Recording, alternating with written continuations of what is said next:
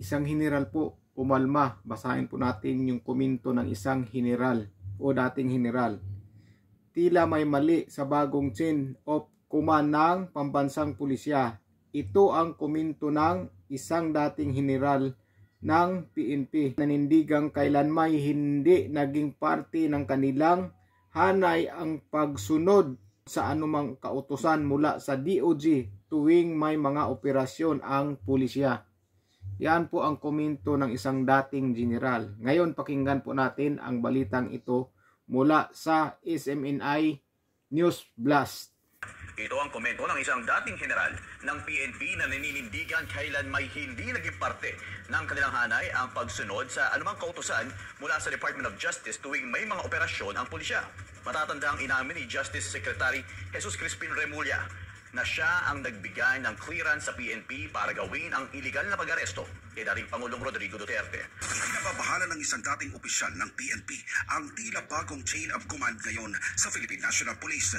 Kaugnay ito sa nangyaring pag-amin ni Justice Secretary Jesus Boying Remulla sa pagdinig ng Senado sa nakita niyang irregularidad sa pag-aresto kay dating Pangulong Rodrigo Duterte.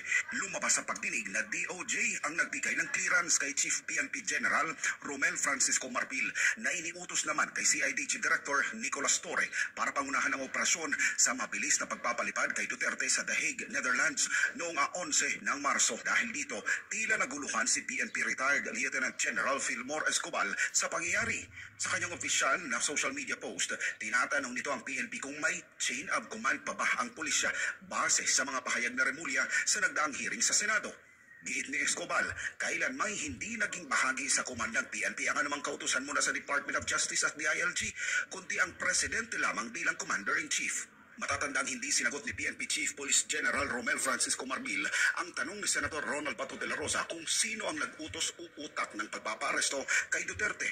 Una nang inamin ni Police Major General Nicolas Torre na sumunod lang siya sa utos ni Marbil para arestuhin ang dating Pangulo. At nang si Marbil naman ang tinanong, agad nitong ginamit ang kanyang executive privilege para huwag sagutin ang katanungan kung sino naman ang nag-utos sa kanya para gawin ang agarang pagpapaalis ng Pilipinas kay dating Pangulong Duterte. Kapansin-pansin ang pananahimik ni Marbil na agad sinalo ni Remulla. Sinabi niyang siya ang may clearance sa operasyon laban kay Duterte. Sinunod lamang anya ito ng DILG Secretary Jodvic Remulla na iniutos naman kay PNP Chief Marbil na siya rin namang ipinatupad ni CIDG Director Nicolas Torre. Gayon pa man, hindi inamin ni Remulla kung saan at kanino galing ang order o kautusan kanyang ipinatupad para dakpin, pilit na pasakayin sa eroplano at palabasin ng Pilipinas. Tanong naman ngayon ni General Escobar, sino ang nagbigay ng utos para arestuhin si Pangulong Duterte? Batayan niya sa Senate hearing, tila walang malinaw na sagot mula sa mga resource persons kung sino ang nasa likod ng pag-aresto.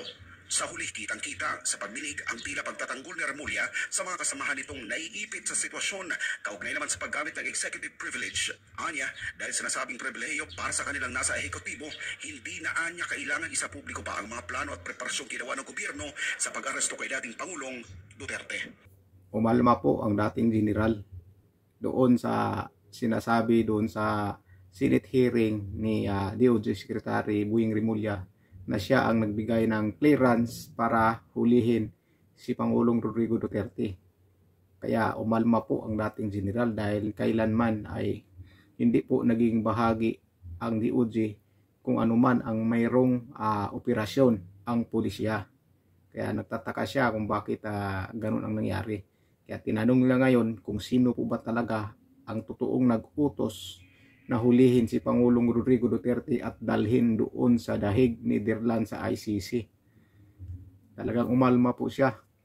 Hindi po niya nagustuhan yung pangyayari o doon sa investigasyon ng mga hindi po niya nagustuhan yung mga sagot doon sa investigasyon sa Senate hearing kung sino po ba talaga ang nag-utos para hulihin si Pangulong Rodrigo Duterte at isakay sa eroplano at dalhin doon sa ICC sa Netherlands, The Hague. Wala po ang umamin po. Ang umamin lang po talaga ay si Secretary. Ang umamin na po talaga yung Secretary ng DOJ na siya po ang nagbigay ng clearance. Kaya nagsalita po itong General Escobar na wala po, hindi po kasali ang DOJ kung ano man ang operasyon ng mga pulisya. Hindi po sila kasali. Tataka siya bakit siya ang nagbigay ng clearance para hulihin si Pangulong Rodrigo Duterte. tinanong talaga niya ngayon kung sino po ba talaga ang nag-utos o utak ng pagpapahuli kay Pangulong Rodrigo Duterte at dalhin sa Netherlands, sa ibang bansa. Dahil sinuko po doon sa mga ICC President Rodrigo Roa Duterte. Pero kung mga taong bayan siguro ang tatanungin, malamang may masasabi sila kung sino po talaga yung pinagdududahan nila na nag-utos dyan sa pagpapahuli kay Pangulong Rodrigo Duterte. Grabe po. Dahil nung tinanong ni Senador Bato de la Rosa kung sino po ba talaga ang nag-utos na hulihin si Pangulong Rodrigo Duterte, ay hindi po nila masagot-sagot. Hindi po talaga nila masagot-sagot yung tanong. Bakit kaya hindi nila sasabihin, nahuli na si Pangulong Rodrigo Duterte at nandun na sa Netherlands, bakit hindi pa nila sabihin, bakit itinatago pa nila? Kaya ang nagsalita, ang DOJ Secretary na lang, siya na lang mismo ang umamin na siya ang nagbigay ng clearance. Pero kung sino po talaga ang nag-utos, yun po ay hindi po sinagot nila. Hindi po talaga nila sinagot yung tanong ni Senador Bato de la Rosa. Walang sumagot. Pero masyadong naman po talaga. Madali lang naman sabihin yung kung sino nag-utos, pero ayaw pa talaga nilang sabihin. Ayaw talaga na sabihin kung sino nag-utos. Kahit si General Torres siguro, alam siguro niya kung sino nag-utos. Si General Marbel, saka DOJ Secretary, alam nila yan kung sino po talaga yung talagang nag-utos dyan para hulihin. So ayaw lang nila sabihin. Hindi po natin alam kung bakit hindi po nila binabanggit kung sino po talaga ang nag-utos. Wala naman sigurong mawawala doon kung sabihin nila dahil nahuli na nga si Pangulong Rodrigo Duterte at nandun na sa dahig.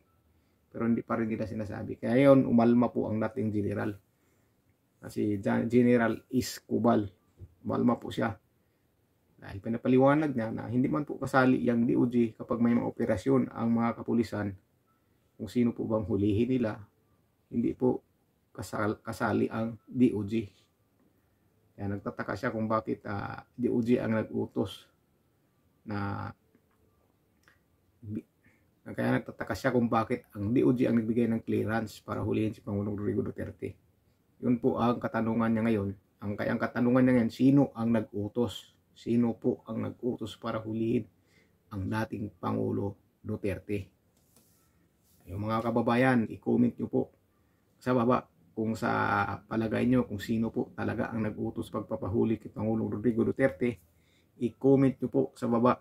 Tingnan po natin kung pare-pareha ang sagot nyo sa mga sasabihin yung pangalan kung sino po talaga ang nag-utos na hulihin si Pangulong Rodrigo Duterte at dalhin doon sa Netherlands dahig sa ICC.